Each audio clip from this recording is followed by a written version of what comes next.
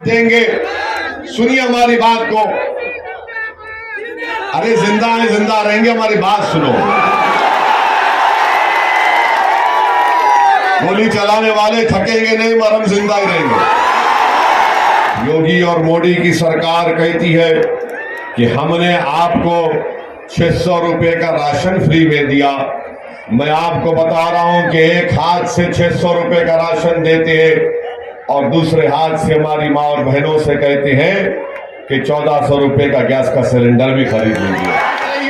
BJP अगर जीत रही है तो अखिलेश यादव की निकम्मेपन से जीत रही है। और फिर ये सत्ता कांग्रेस बसपा वाले चुनकर जाते हैं विधानसभा में या पार्लियामेंट में तो गूंगों की तरह बैठते हैं, मजलूमों की बात ही नहीं करते, है ना।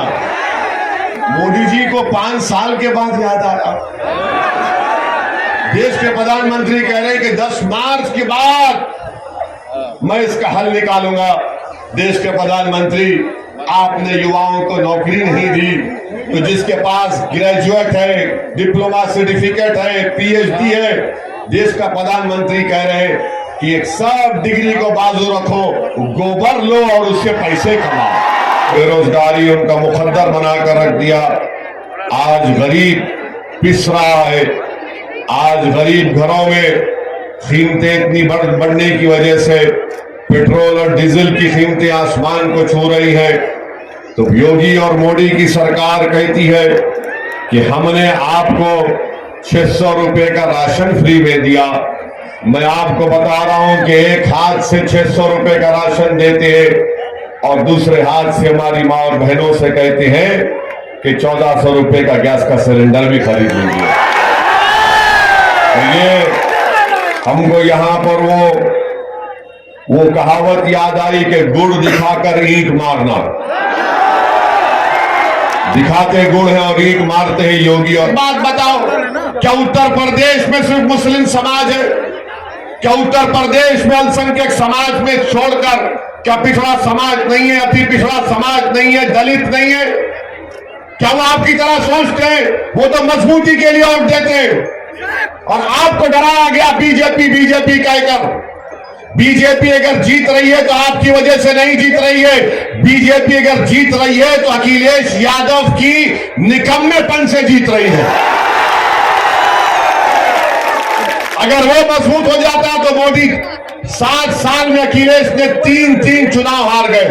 2014 आपको कहा गया, इब्लीस के एजेंट आकर आपको बोल दिए, क्या बोले आपको कि भाजपा को हराना है, तो आपने कहा चलो अखिलेश को या बसपा को वोट देते हैं।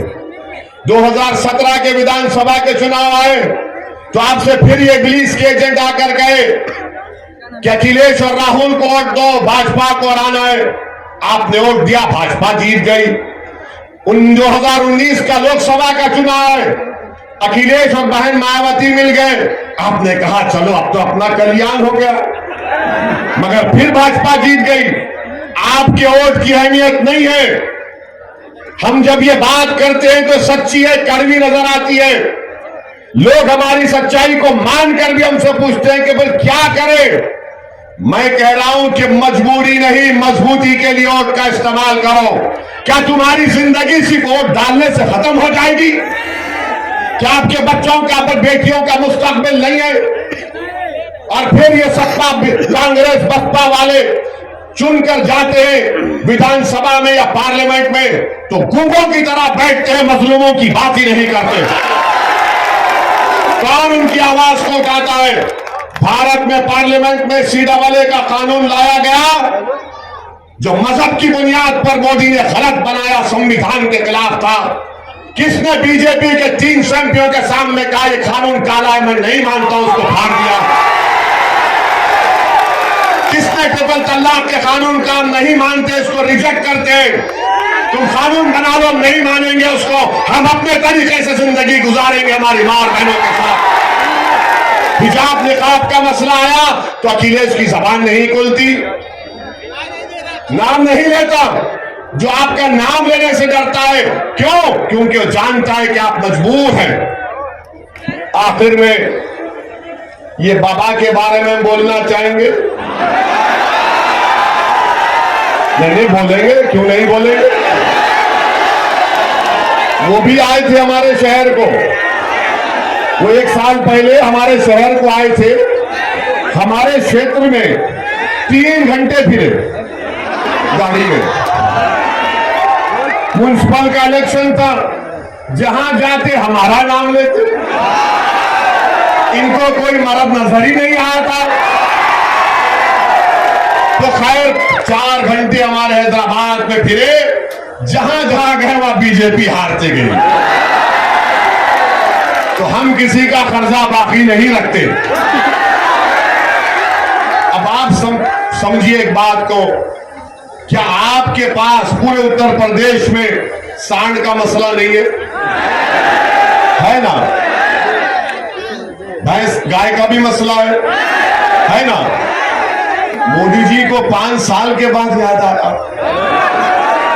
देश के प्रधानमंत्री कह रहे हैं कि 10 मार्च के बाद मैं इसका हल निकालूंगा। देश के प्रधानमंत्री, आपने युवाओं को नौकरी नहीं दी, तो जिसके पास ग्रेजुएट है, डिप्लोमा सर्टिफिकेट है, पीएचडी है, देश का प्रधानमंत्री कह रहे हैं कि एक सब डिग्री को बाजू रखो, गोबर लो और उससे पैसे कमाओ। आप बताइए। तो बाबा बोले कि देश का प्रधानमंत्री नहीं, मेरे उनके लिए बादशाह सलामत है। तो ये वजीर है। तो बाबा ने कहा मैं उससे बढ़ के बोलता हूं। क्या कहा बाबा ने? जिसके पास सांड होगा मैं उसको महाना 900 रुपये दूंगा। अब आप सोचिए कितनी गंदी बात कि एक विकलांग को 1000 रुपये पेंशन मिलता है और योगी कह रहे हैं कि एक सांड के लिए 900 रुपये। क्या ये इंसान से मोहब्बत है? तो आप से रुखसत होते हैं। 3 मार्च को आप दुआ भी करिए, मेहनत भी करिए और सबको बताइए कि ये हमारी मजबूती की लड़ाई है। पतन के निशान पर बटन दबाइए। आपका बेहद शुक्रिया। अस्सलाम वालेकुम व रहमतुल्लाहि व बरकातहू।